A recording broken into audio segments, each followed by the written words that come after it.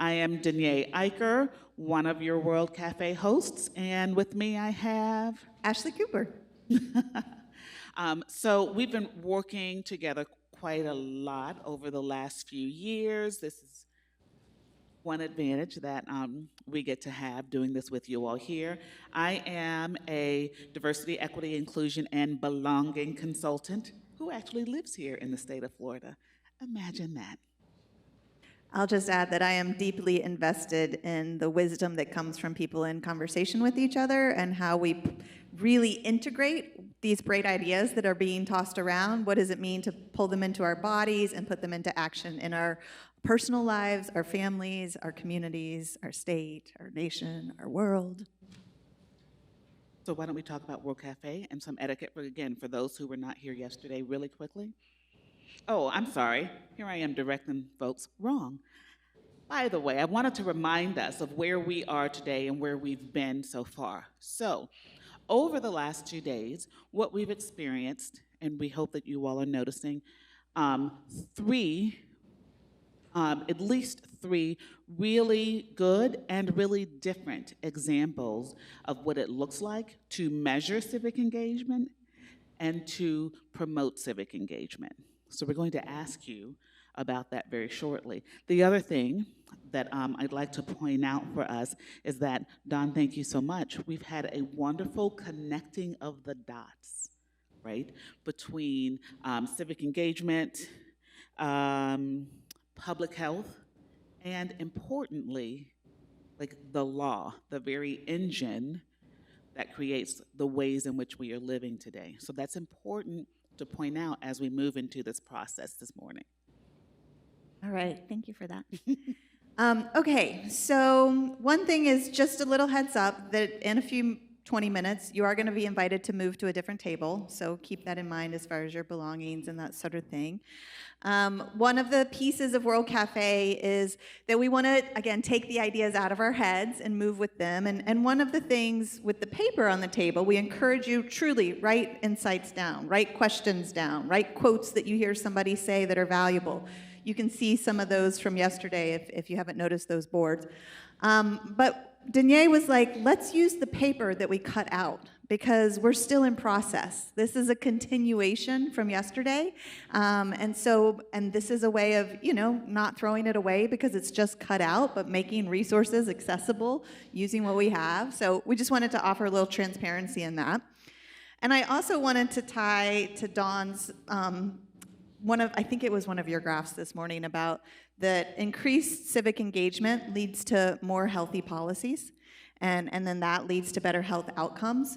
Well, we're moving into the outcomes part of the summit. Like, how are we walking away? What are we walking out, literally? What are we going to walk out of this building with? What are we going to do when we leave this place? And so the more healthy, more inclusive health policy means being inclusive with each other. So yesterday we talked about what helps somebody feel valued, eye contact, not being on our phones, paying attention to the context that folks are talking from and sharing from, being willing to challenge one another for the sake of learning. I think that there's a lot of tender topics that have been talked about today. If some of the things that were talked about today are really important to you, I know they are for me, I felt like a little fire rise up in me at certain times of oh, I would do that differently. I would look at that differently. So how are we paying attention in ourselves to what's coming up? How are we communicating to each other for the sake of learning? Because this really has the opportunity to be, we talked yesterday about a potentially safe and brave learning environment. So can we have some brave conversations that are in the spirit of care and in the spirit of moving out of here the information in a good way? So just as far as the cafe guidelines, what I want to lift up, there's the nice colorful little pages on your table if you want to look at, but what I want to lift up is there aren't going to be facilitators at your table, so please host each other, see the value that everybody sitting at your table has to offer and help make room for everybody to have a chance to communicate and share. to really listen for understanding. I know when that fire comes up inside of me, I might there's one way that I can be, which is I know it's right and I'm feeling all righteous and I just want to say what I want to say. And Sure. she sees that when that happens. And then what is it for me to take a deep breath and really listen to try and understand where's the other person coming from and what can I learn in addition to how might I be able to communicate to. And listen to connect the ideas. There are connections amongst what's being said. I loved when one table asked a question and the next table answered it, not knowingly, yesterday. So listen to those patterns, listen to those deeper insights that are, a lot of times in World Cafe, we say that through the conversations and the rounds, it's like the cream rises to the top. Mm-hmm. So be in it enough that there's room for some cream to rise to the top.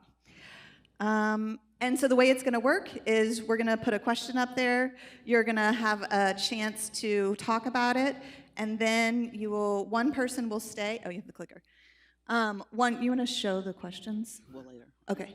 One person will stay at your table, and they will be the host, and then the other people will travel to another table. The host is not responsible for facilitating. The host is just the gracious host, like welcoming somebody to your house. You want to welcome them in. You want to make sure they have tea or coffee. No, I'm just kidding. You don't have to go do that. You might share what's been happening. So if you know you're somebody who moving around doesn't feel good for you today, go ahead and stay and be that host come the second round. All right? Great. So I want to go back to a brave, safe space, reminding us, right, that what it takes for us to be brave is dependent upon how safe we're making each other feel, and recognizing that, as Ashley was talking about, noticing what's coming up in ourselves, recognizing that for some folks in the room, there's a higher cost to being brave than for others. So just let that sit with you for a moment. One of the things that we also did yesterday was create a space for you all to ask questions. So you'll notice index cards on your table. When questions are still coming up for you as we get closer to the end of the day, please write them on the index cards, drop the index cards in the fishbowl in the middle. And we had a QR code, which we will show earlier, not right now because we don't want you going to your devices. But people were able to drop questions into a Padlet, which is anonymous, so we don't always know who's asking the question, and that's fine. And we wanted you all to see some of the questions that were coming up yesterday as we left, right? So how can more communities and organizations collaborate to become more efficient for the people they serve? Yes, you can take a message, you can take a picture, and Dawn, we'll put the QR code up later. So this will stay open for you all to continue to ask questions as we go throughout the day. But we wanted to show you some of the questions that your fellow participants were asking as we left yesterday before we go in today. So are we ready for the first round of questions that you all are going to ask, answer, discuss at your tables? Mm-mm. Thank you. Thank you. So, anything before we go? You want to add anything? Let's do it. All right, round one. We're going to start by easing into you all's processing, right? What have you heard today or yesterday that continues or it's just starting to feel more and most relevant to your home communities? So this is a version of a very similar question we asked yesterday, but now we've added some more information, some more case studies, connected some dots. So we're asking you again, what have you heard, either today or yesterday, that is feeling most relevant to your home communities? Go for it. How much time are we giving right now? Probably 15 minutes.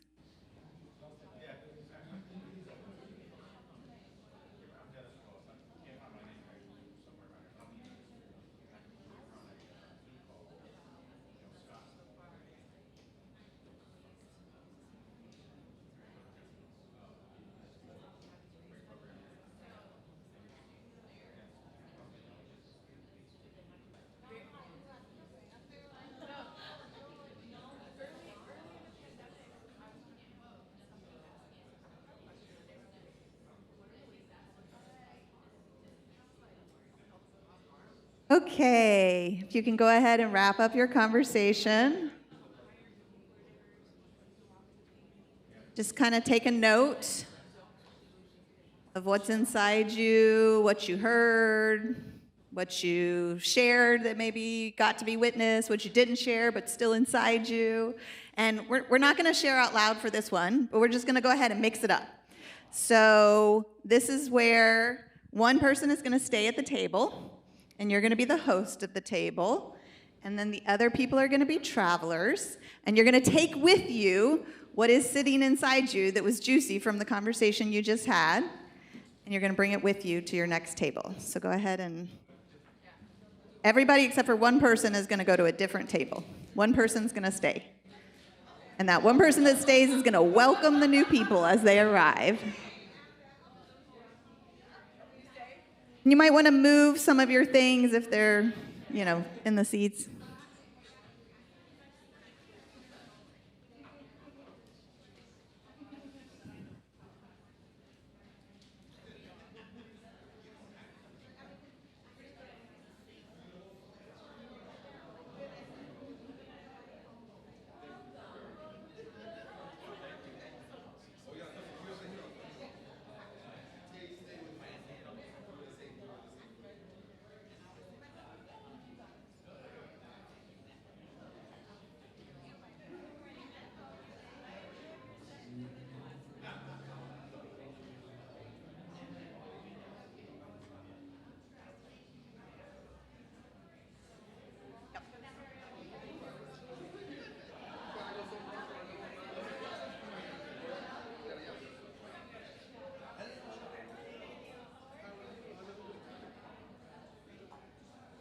All right, so before we hop into these questions, really the intent is to walk away from here with some little part of you changed or inspired in some way. And I know a lot of you, or I imagine, I don't know this, but from the conversations, you're already involved in initiatives. So, maybe you're really clear these conversations fit into this particular thing, and you already have the strategic plan or the plan for that, and you're just gonna keep running ship.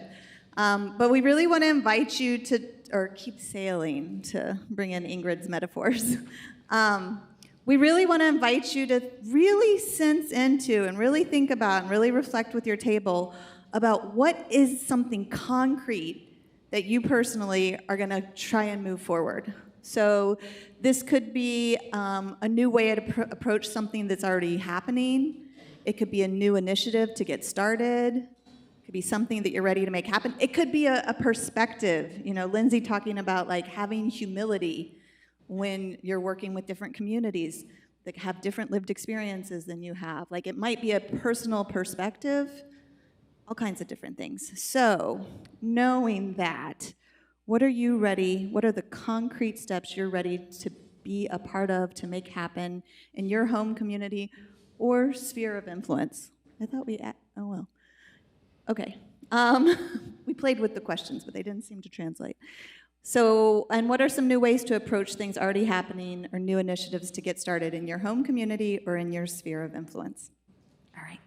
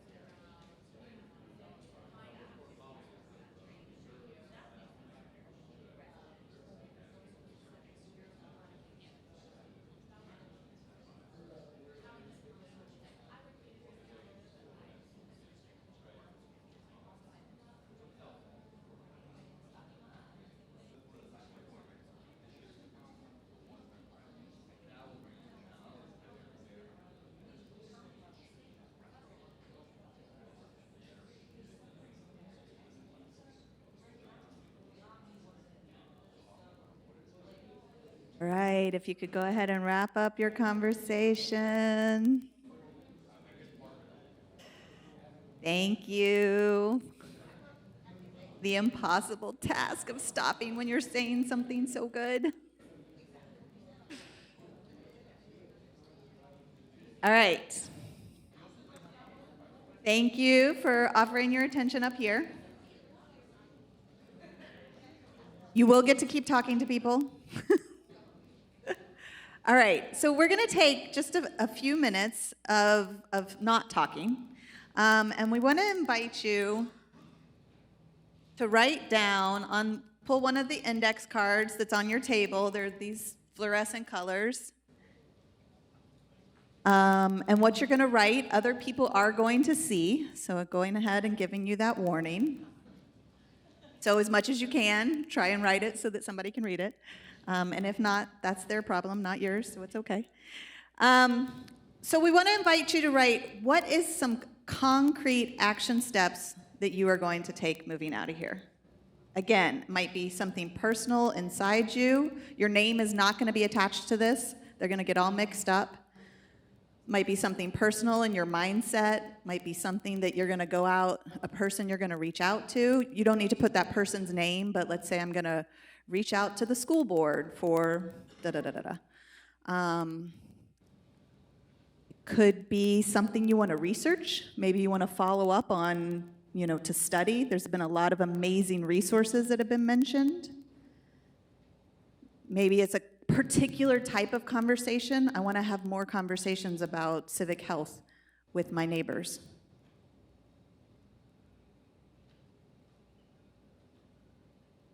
And once you've written it, you can put your index card in the fishbowl in the middle of your table. Take a picture of it first for yourself. Yes.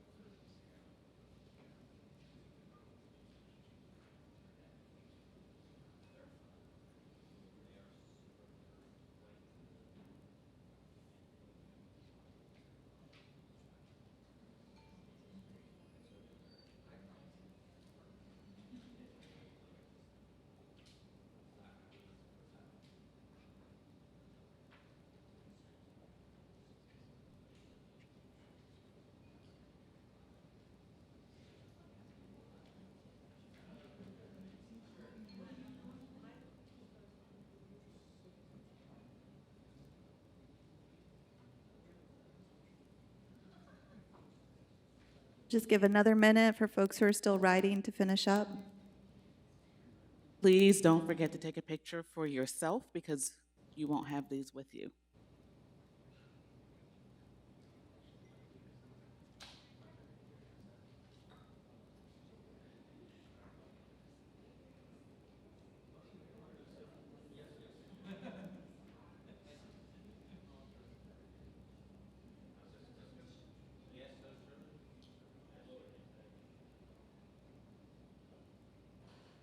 Okay, so we're going to come back to these cards. We're going to come back to these action items after lunch. So thank you for this part, and we're going to play with them in a little bit. But for now, we want to shift gears for just a moment. So, because we have not shared out loud, it'd be interesting to hear from you all. What learning are you starting to take away? And specifically, what are some trends and patterns that you're seeing as you move from table to table? So for those of you who are just here for the day, what are some patterns in your learning and in perhaps the learning of your table mates that you've noticed from table to table? Those of you who were here today and yesterday, curious about what patterns you're seeing. So this is sharing for all of us to learn, but it's the patterns and the trends, right, that teach us something. And sometimes it's the lack thereof that's also teaching us. So, who would like to share? Oh, I see a hand up.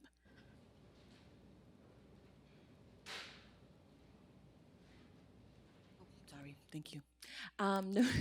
Noticing that these collaborative spaces, I think, are really needed every time we break out into these. Obviously, talks are always important, learning information from lectures is important, but I think this conference is showing us microcosmically the really big importance of gathering like this and sharing our feedback like this. That's a big trend so far. Thank you. She's also noticing to keep her hand off the microphone in case anybody missed that. I have a question. This is asking you to be vulnerable, so if you don't want to participate. But like raise your hand if this has felt like a collaborative space. Have you felt some sense of collaborativeness? Maybe raise it like low, medium, high. You know, low being not so much, a little bit. Okay, great.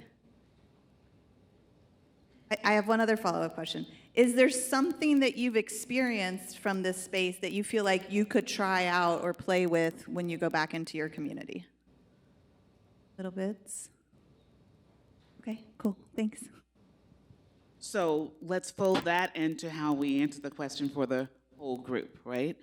If there is something also that you're noticing that you can take back, again, not the answer to like what your next step is, but a learning, a sharing that you think you can take back and apply, what would that look like?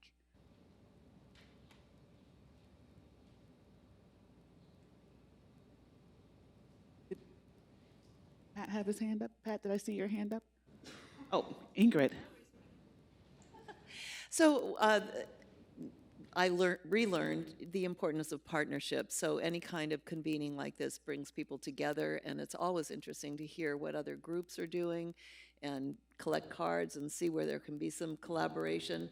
That's always very exciting. And so how that's going to show up, I don't know exactly, but I know that I did collect some good cards, so we'll see. Thank you.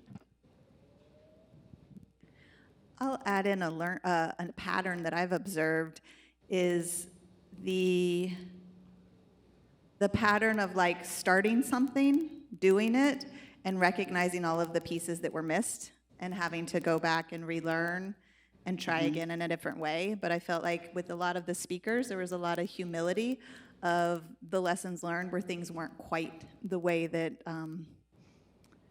they didn't lead to the outcomes that folks really hope, particularly as far as inclusivity, and having to relearn about why.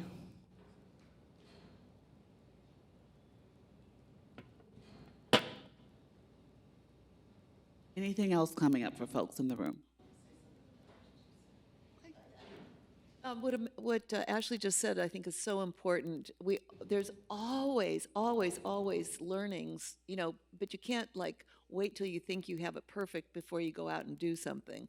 So do it, but then be sure to debrief and look at what were the learnings and what might we do differently, and then do that, because otherwise, why do it?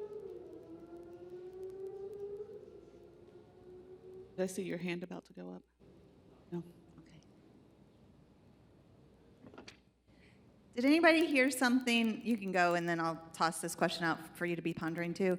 Something that somebody else said that really inspired you, that, you're going to carry this around and probably be quoting this off into the future.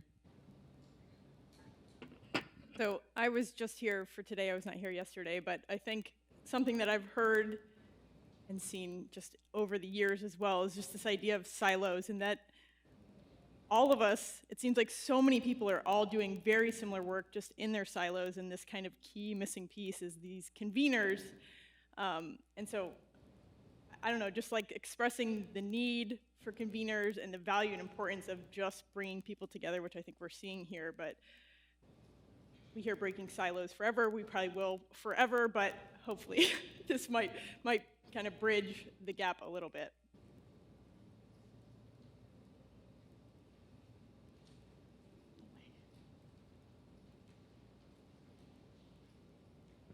I think I'll just answer the question about what quote do you think you're going to be thinking about. But I think one of my table mates said it best, ask for forgiveness, not permission.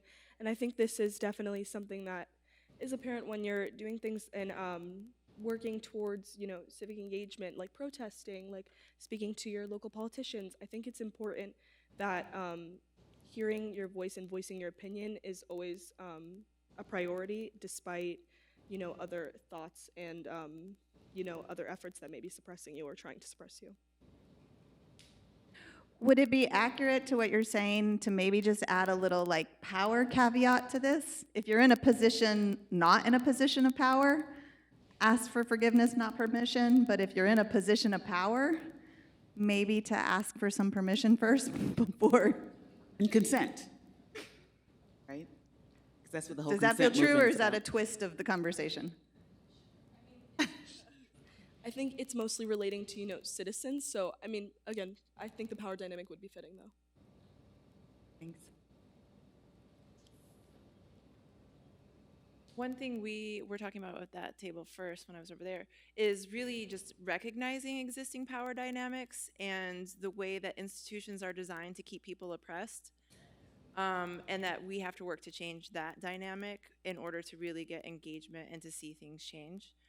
I don't know if anybody who is, yes, but I think that builds on this idea of, especially if you're not in a position of power, to take action. Has a conversation about power dynamics been happening at the tables? I didn't hear anybody say yes or no. Has a conversation about power dynamics? Yep. Is that a yes? Has a conversation about the ways any of us individually might be holding power been happening? Oh, has that been happening at the tables?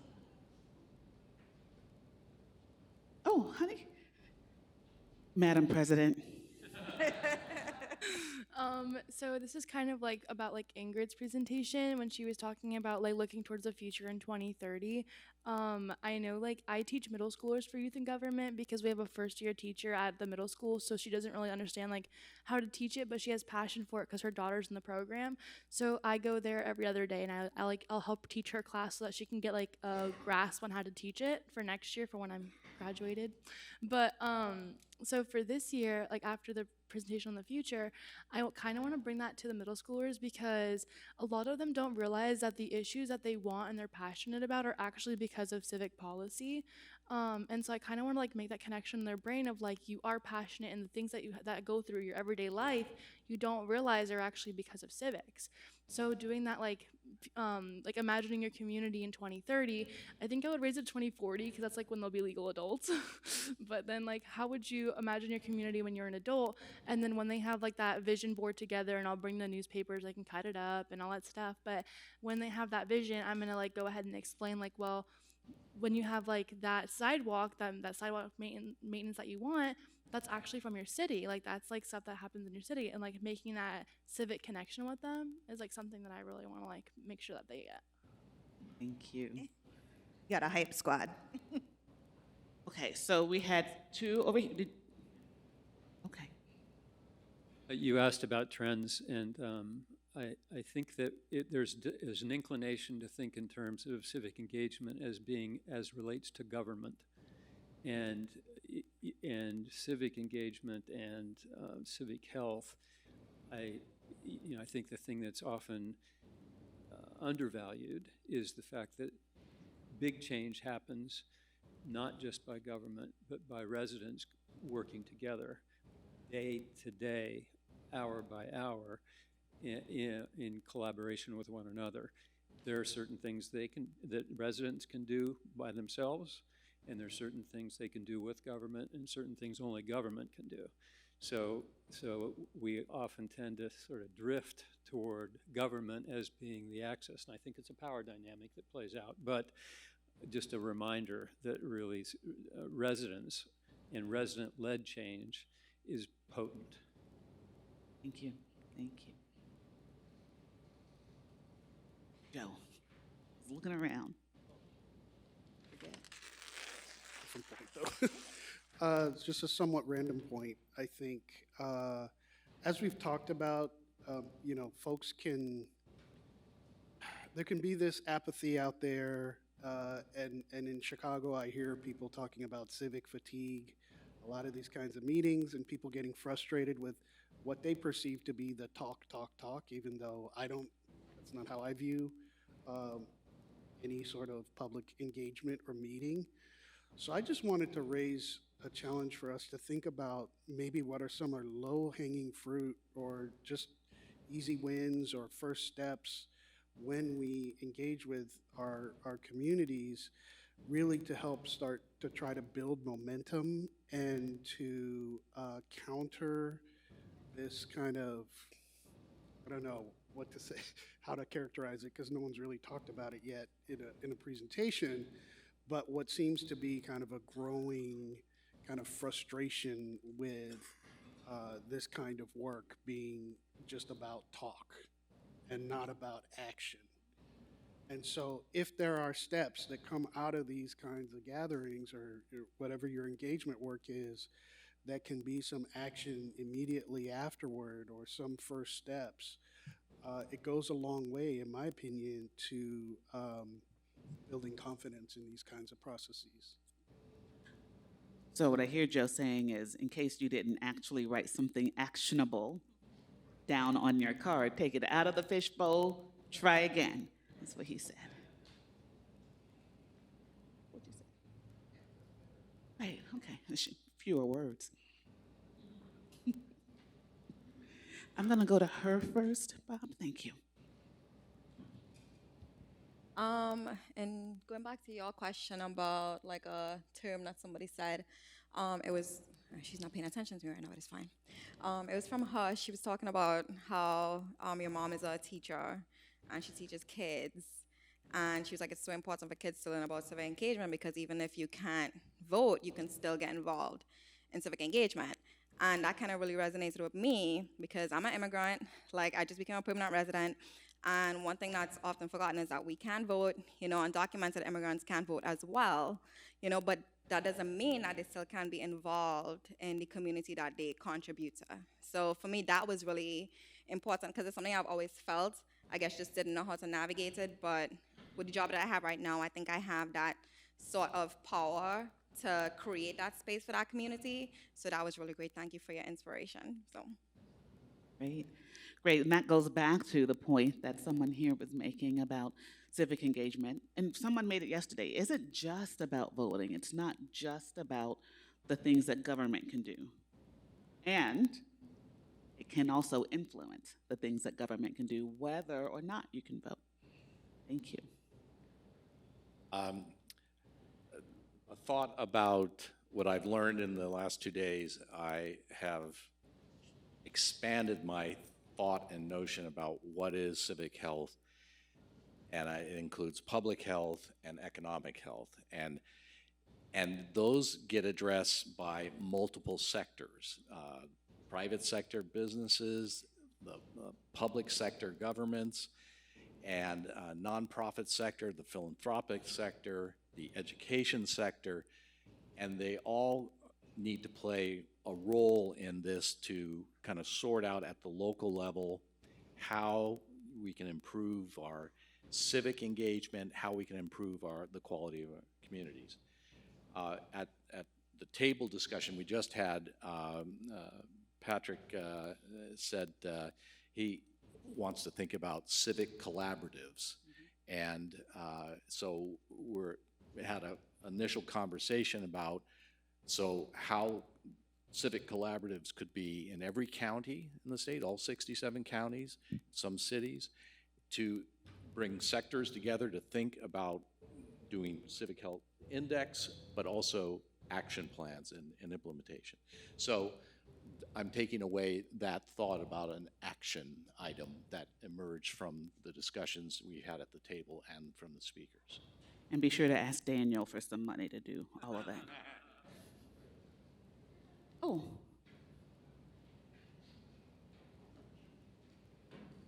I'm coming to you. I think to kind of synthesize two themes from some of the last people who answered in regards to civic fatigue and then also in regards to civic engagement beyond elections, I'm a senior at UF. My very first semester was the 2020 presidential election. And for the last 3 years, I've run our student voter engagement initiative. And one thing we find with every new election was 2020, in light of the pandemic, the Black Lives Matter movement, there was this enormous mobilization of young people. And young people got really involved. And Florida had some of the most impressive youth turnout of any state in the country, which was really great. And we were really excited about that momentum. And then we went into 2022 like, okay, let's do the same thing in our state and local level. And we found a lot of students were like, well, I was never interested in politics before, and then I got super involved in 2020, and I feel like my life hasn't really changed that much, and the Florida governor's election is going to be a blowout anyway, so why does it really matter as much? And then coming out of 2022, going into 2024, I said my first semester was a presidential election. My last semester is going to be a presidential primary, where we're going to get the same two candidates we had 4 years ago. And a lot of students are like, you told me this was the most important election of my life, and now there's a rematch. Like, did it matter at all? Because we're doing the same thing. So I think part of the importance of tying civic engagement to so much deeper than voting, especially for groups like young people, communities of color, groups that may not be voting as often, is if we tie it strictly to voting, they're going to they're going to gauge their success by what they see from politicians, especially federal politicians, and it really needs to go deeper than that, because the political process has been the political process for as long as I've been alive, and I haven't been alive that long. But generally speaking, you know, we need to tie it to something beyond just, oh, the same two candidates are running, because, you know, same people run in every election, so, you know, if we just tie it to electoral outcomes, it's going to be really hard for people to see real difference. Even the more personal elections, we have to tie it to things that they have a direct stake in and a direct role in, regardless of anyone else.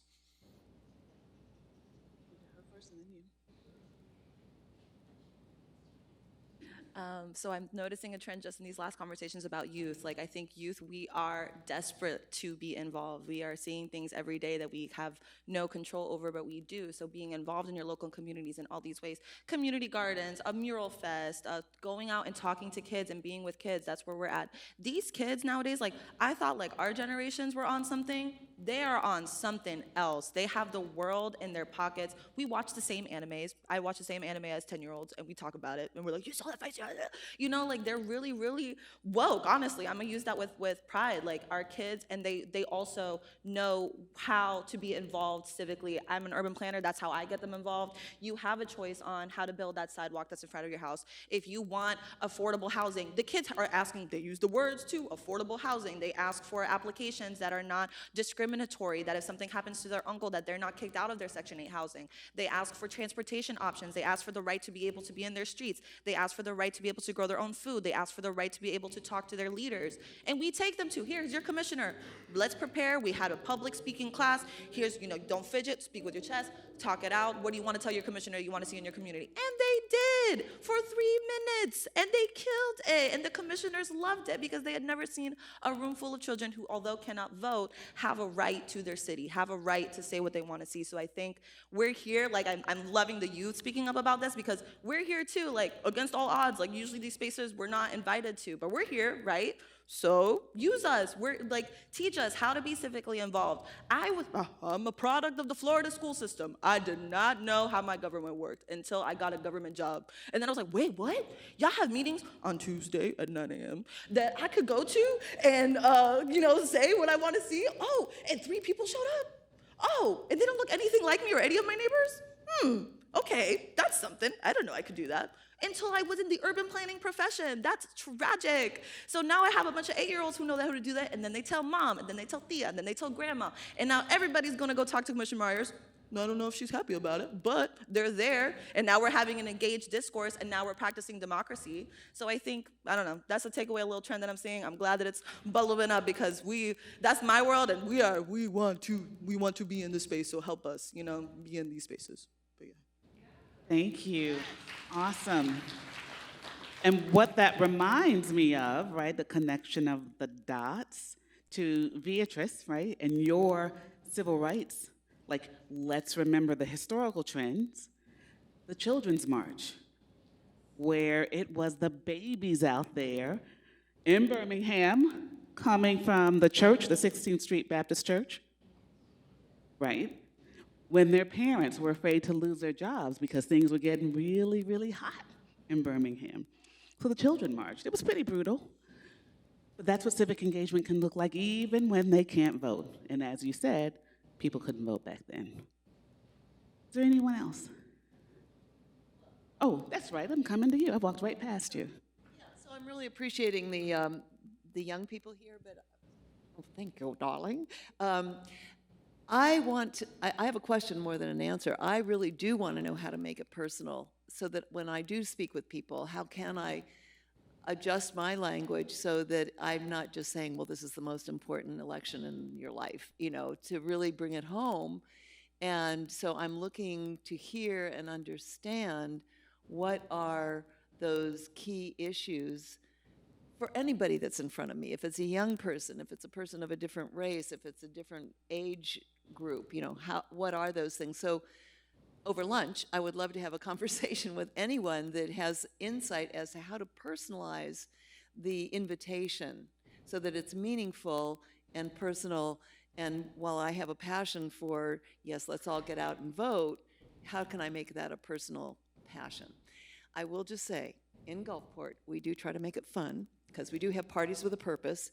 And I don't know who does this, but there are these polling places where they'll have two sections, and it's where you can put your cigarette butts to vote. So one for a while was a pelican for St. Petersburg, and another one was a gecko for Gulfport. So people got to put their cigarette butts as a means of voting. So maybe that's not your thing, but think about building those muscles, for people doing it for fun and for frivolity, but this is really important. So if we're going to vote for our gecko or our pelican, let's also vote for the people who are going to be our leaders. So make it fun. So what are some of those fun ideas? Thank you. Behind you, and then Emily, and then we'll take a wrap. Yeah. I guess I'm considered a young person. I have a quick response to that. I think honestly, not using homogenous language would be really helpful. I think as young people, not homogenous. So I always hear the term well, it's your job for your generation to, fix the problems that, my generation never did, and you're gonna save the future. And I hear that every day, and it's kind of really annoying to hear that, honestly, because that doesn't really help anyone. And it shouldn't be as though we're saving you or you are saving us. It should be us working together. I never hear that kind of discourse or language. And even though I think our future worries, we're worrying about housing, if you ever can own property, things like that, and that's something maybe older generations haven't really experienced. I think if you're able to listen in to people's experiences, really, because not every young person has the exact same issue. We also are separated along race and socioeconomic lines, and it's unproductive to look at us as just one large population that has the exact same interests. So I think in terms of just being able to connect with people, listening to their lived experiences, understanding how we can work together instead of, pinning us against each other or saying we're gonna save one another, because it's not that, it's a collaborative process. So I think honestly a first step is just changing that language and moving away from you're gonna save us or we're gonna save you, and saying we're gonna work together, and I wanna listen to your lived experiences as a first step. Thank you. I hear inquiry in that, right? So asking the question instead of approaching, right, with an answer. I'm gonna go here because we're limited. Emily. So this is kind of answering Miss Ingrid's question about how do we really talk about the voting process and stuff like that. I think it's not more you should go register to vote, you should go vote, because a lot of the time too is if you're Democrat or Republican, you're just gonna vote Democrat, or Republican, because that's just what you are, that's what you identify as, party identification, but you're not really educated on who you're voting for. And you're just kind of seeing the social media pushes, the micro-targeting on your phone. That's kind of just oh, Trump is bad, or oh, Joe Biden's doing this.